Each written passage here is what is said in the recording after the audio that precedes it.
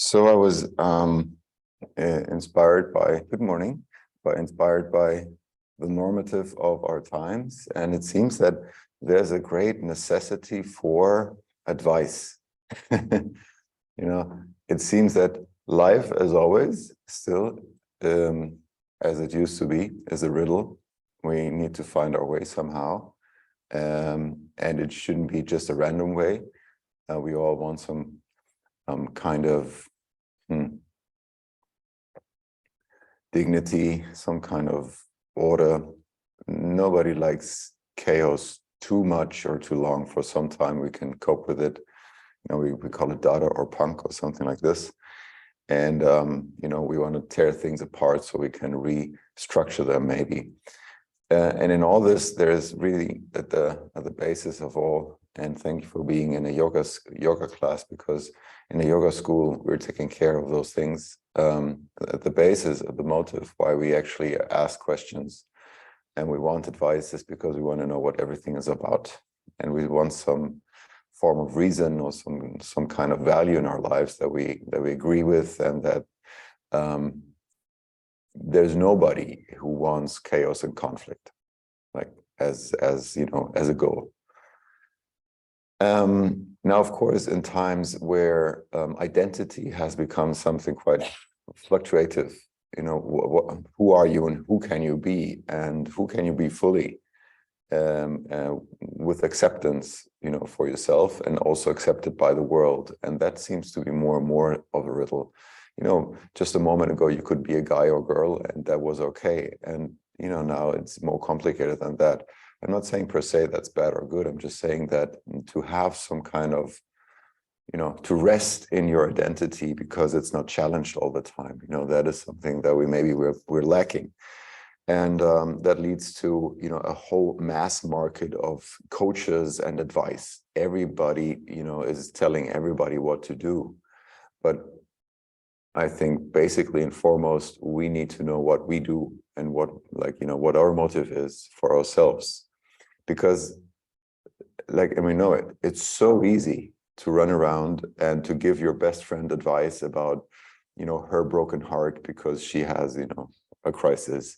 And it's so easy to say that, and it's so easy to be on the shore and to shout out to the people in the boat and go like, take the left paddle, you're shaking up there. But the thing is, we are in midst of this, this is life, right? So, and we want it more stable. And now the teachings of yoga, and I would say the teachings of reflection and self-analysis, really yoga is a self-analysis study, not mainly only and purely, but it's a part of it for a great deal. And so there's also the advice to get advice by someone who has been there. That's one of the given. Okay, if you are out on the boat and, the waves are big and you don't know what to do, ask someone who's been there a couple of times because, they may help, yes. But there's something that we need to do.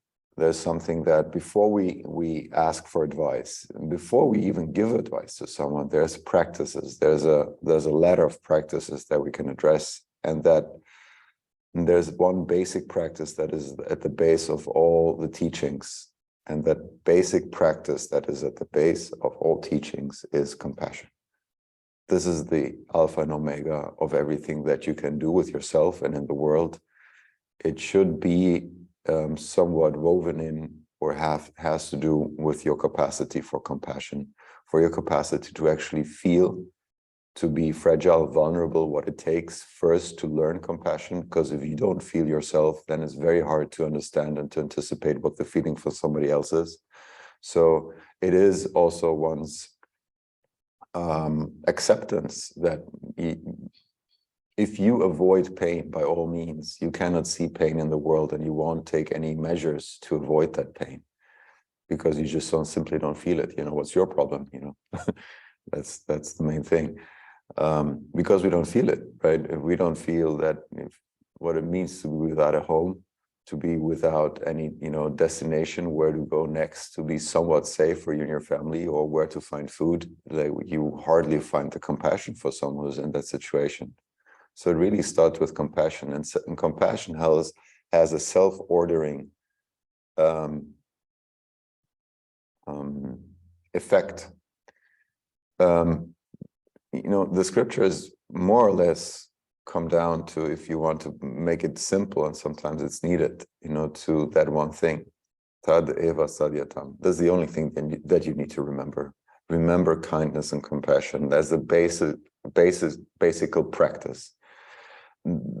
There's nothing much else to do. Like, find a way to be kind and compassionate now. See it now. Where do you need to be compassionate now? Where do you need to extend your acceptance that there is pain and suffering happening, and that there's some kind of responsibility in seeing that and also doing something about it the moment that you feel it. If you don't feel pain on your arm, you don't do anything about it. If you feel pain on the arm, you start taking care.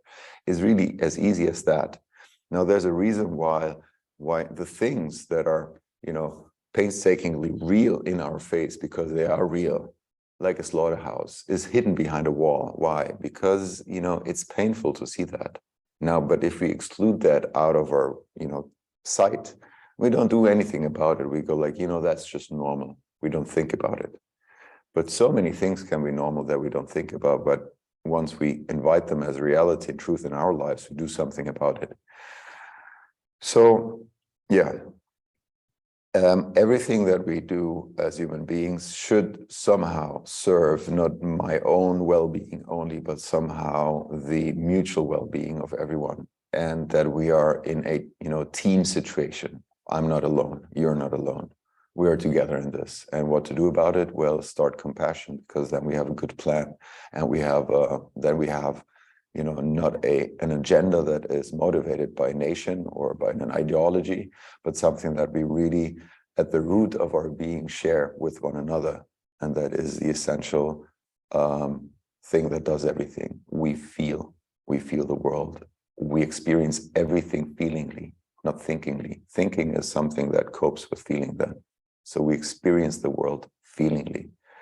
And it's good to know that everything out there is sentient and feeling, and it's good to have good relationships. So the basis of all practice is compassion. Wherever your and my ability to be compassionate is limited, that's my field of practice. Whoever is excluded from your compassion, that's your field of practice. And that has been the same, in all philosophies, in all spiritual, groups, in all religions. That's the basis, the core of everything is compassion.